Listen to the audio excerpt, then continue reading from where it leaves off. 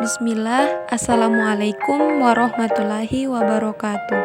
Kami dari kelompok 3 Ilmu Kealaman Dasar akan mempresentasikan materi kami. Saya selaku moderator akan memandu jalannya presentasi video ini. Pertama-tama, saya akan memperkenalkan kelompok kami terlebih dahulu. Kami dari kelompok 3 berjumlah 4 orang. Yang pertama, saya sendiri, Fadila Ayusuf, NIM C205210048. Yang kedua, Faradila, NIM C2052170. Yang ketiga, Rizka S. Bindiap, NIM C205210054. Yang keempat, Noviana Malviana, NIM C205210088. Baik, kita akan memaparkan materi kita yang berjudul Mitos Penalaran Pengetahuan, Myth Administration Knowledge. Materi pertama yang akan dibawakan oleh saya sendiri.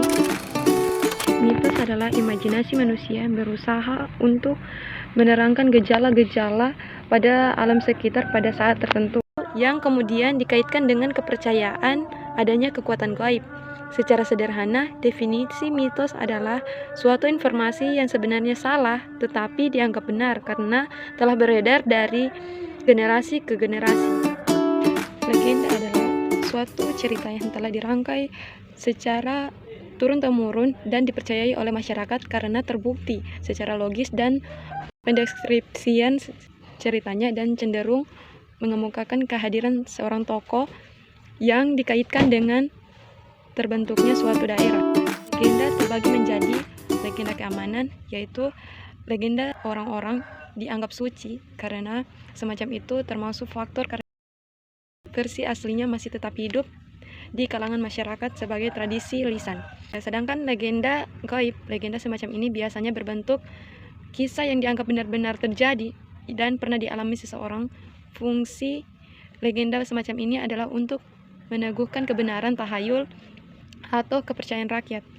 Legenda perseorangan merupakan cerita mengenai tokoh-tokoh tertentu yang dianggap benar-benar terjadi. Legenda setempat adalah cerita yang berhubungan dengan suatu tempat, nama tempat, dan berbentuk topografi, yaitu bentuk permukaan suatu tempat, berbukit-bukit, berjurang, dan sebagainya. Cerita rakyat yaitu suatu peristiwa yang dikisahkan untuk menjelaskan akan terjadinya suatu tempat atau benda yang ada di dunia ini. Perbedaan mitos, legenda, dan cerita rakyat.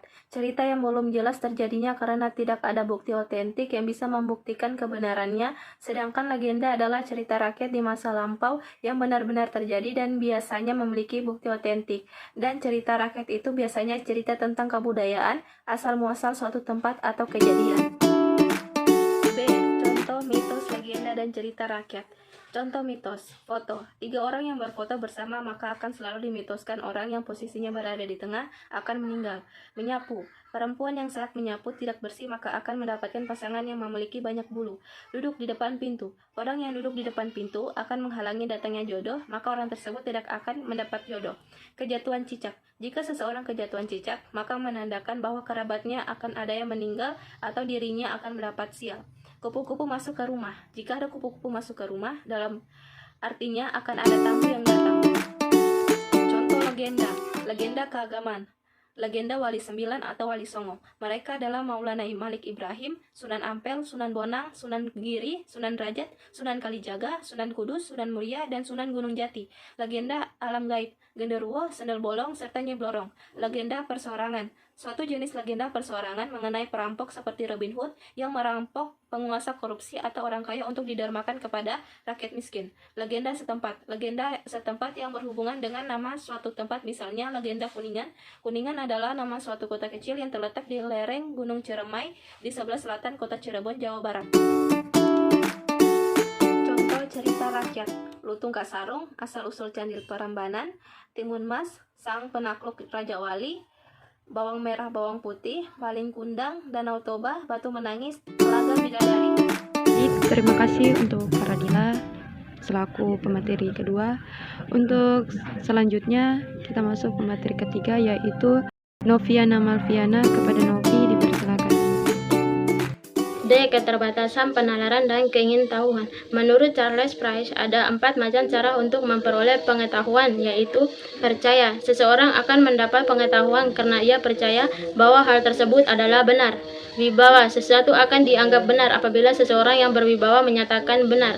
A priori merupakan suatu keyakinan atau pendirian atau anggapan sebelum mengetahui, melihat, mendengar, dan menyelidiki keadaan tertentu.